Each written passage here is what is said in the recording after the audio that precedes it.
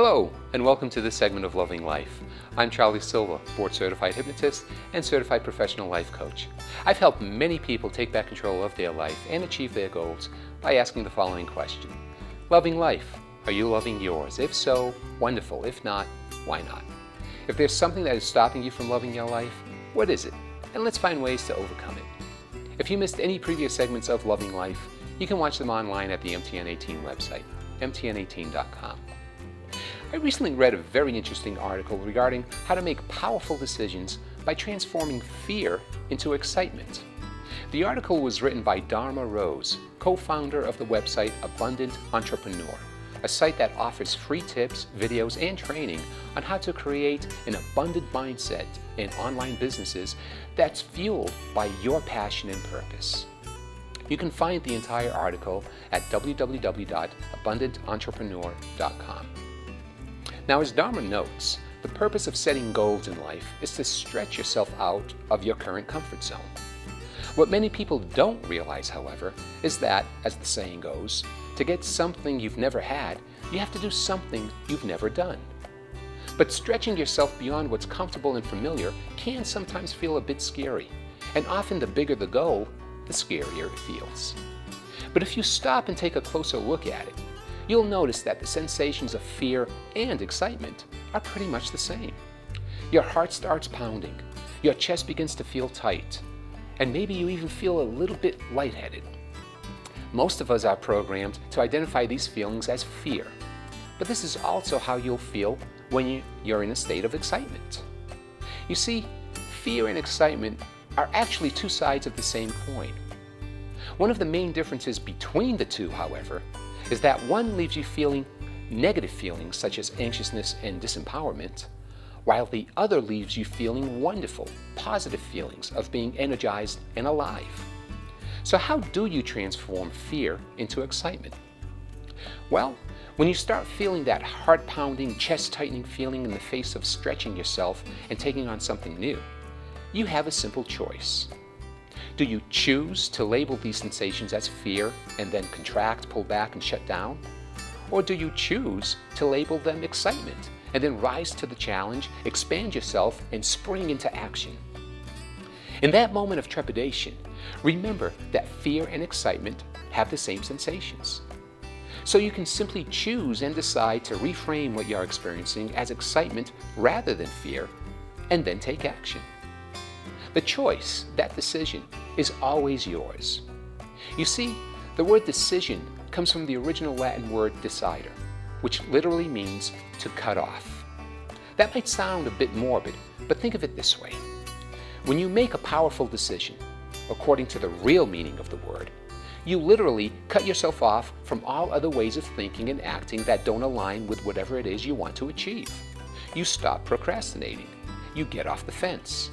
You go both feet in with no second guessing yourself and no looking back. You just move forward and, in effect, cut off the fear that may be associated with the decision. And there's a lot of freedom in that. If you find that you sometimes sink into analysis paralysis mode when it comes to making decisions in your life, here are 3 tips designed to help free you from your mental mud, free you from the fear, and get you into clear, decisive, and powerful action. Tip number 1 is get clear on why you're procrastinating. In other words, name it to claim it. Now, I'm all for making big decisions with a clear head, and I'm all for sleeping on it if you feel like you have to. But if there's a big decision to be made and you find yourself waiting longer than 24 hours to make it, chances are you're just procrastinating. And why is that? Well, there's usually one reason: fear of failure. That fear of failure is very common and can easily be determined by asking yourself the following questions. Are you putting off making a decision because it may be wrong and you'll end up looking bad? Are you afraid of disappointing someone else? Are you afraid of what Wayne Dyer calls the good opinion of other people? Get clear on how the fear of failure is really holding you back from making your decision. This doesn't have to take long. Just name it and then be willing to stare it in the face. The second tip Dharma offers is to redefine your fear of failure. One of her mentors, Tony Robbins, describes it as the following: There's no such thing as failure. There are only results. You always produce a result. If it's not the one you desire, just change your actions and you'll produce new results. Once you start realizing that there are no failures, there are only results, making decisions becomes a lot easier. If you decide to go down a particular path and you wind up somewhere other than where you'd planned, simply make a new decision. Take some new actions. You'll produce new results. And the final tip is to tune into your inner self. Your brain is truly an amazing instrument. It organizes experiences you've had in your life into blocks of information that it files away deep in your subconscious mind. And when faced with a tough decision, it automatically references these files in order to create some kind of reasoning of what you should do next. Now, this subconscious reasoning usually shows up like a subtle feeling that you can't quite logically explain that seems to nudge you toward a particular direction. Most people call this intuition or your gut instinct, and typically, it's your wisest counsel.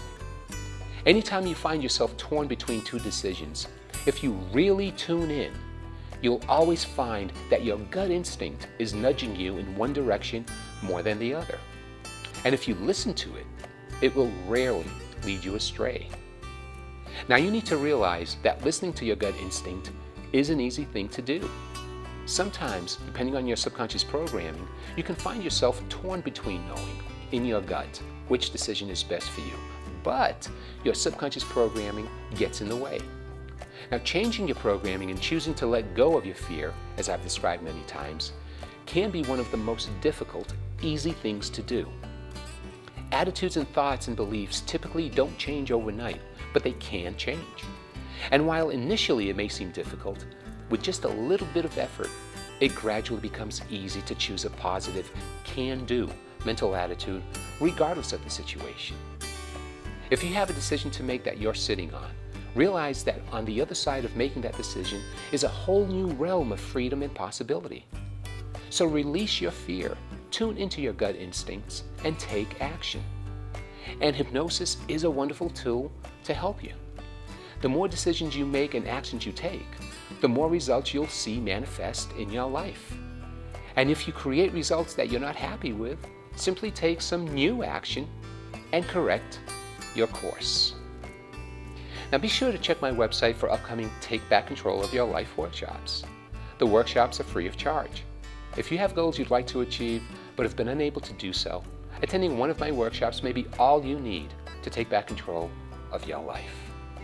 Well, I'm sure I've given you some things, positive things, to think about. Send any questions or comments you have to me at charlie@mtn18.com, and I'll answer them in future segments of Loving Life.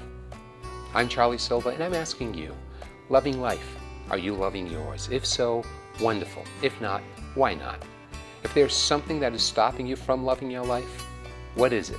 And let's find ways to overcome it. Always remember that you are awesome. Have a wonderful day filled with love and gratitude.